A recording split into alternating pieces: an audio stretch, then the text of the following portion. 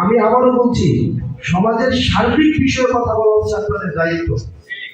সেই জায়গা থেকে আপনাদের কাছে অনুরোধ থাকবে, মসজিদগুলোতে আপনারা দুর্নীতির বিরুদ্ধে, চাঁদাবাজের বিরুদ্ধে, হকের পক্ষে, বাতিলের বিপক্ষে, বাতিলের এই বিষয়গুলো নিয়ে আপনারা কথা বলবেন।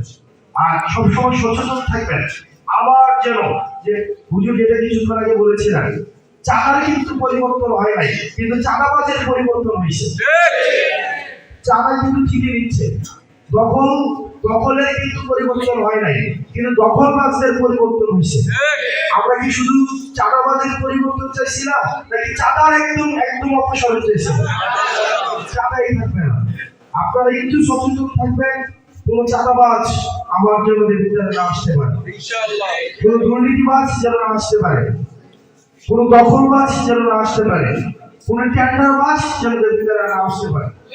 যারা ইসলামের পক্ষে, ইসলামের অনুশাসন মেনে ইসলাম মুরতাজে অর্ডার করে জিতে নিন গাড়ি, বাইক, আইফোন সহ কোটি টাকার পুরস্কার। অর্ডার করতে ভিজিট করুন murtaj.com।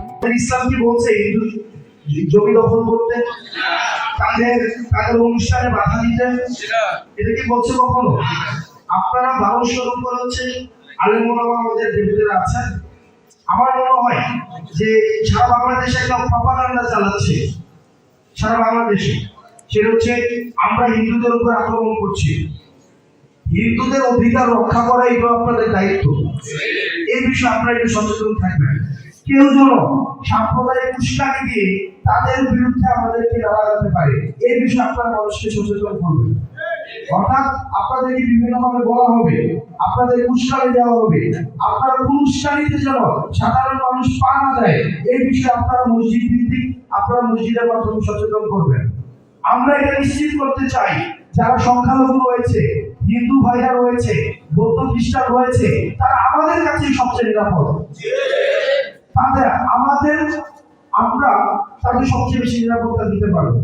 এই জিনিসগুলোকে আপনারা নিশ্চিত করবেন ইনশাআল্লাহ আজিজ। আমি আমার জায়গা থেকে আপনারা একটা, দুইটা, তিনটা, চারটা, পাঁচটা প্রস্তাবনা দিয়েছেন।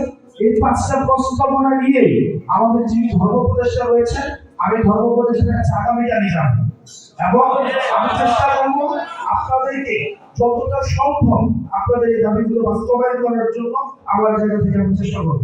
এবং আপনারা আমার জন্য দোয়া করবেন, আল্লাহ যেন আমাকে আমৃত্যু হকের পথে, হালালের পথে, ইসলামের পথে, এবং আল্লাহ যে আমাদের বিধিবিধান দিয়েছেন সেগুলোর পক্ষে থেকে যেন আমি আমৃত্যু কাজ করে যেতে পারি। আসসালামু আলাইকুম ওয়া রাহমাতুল্লাহ।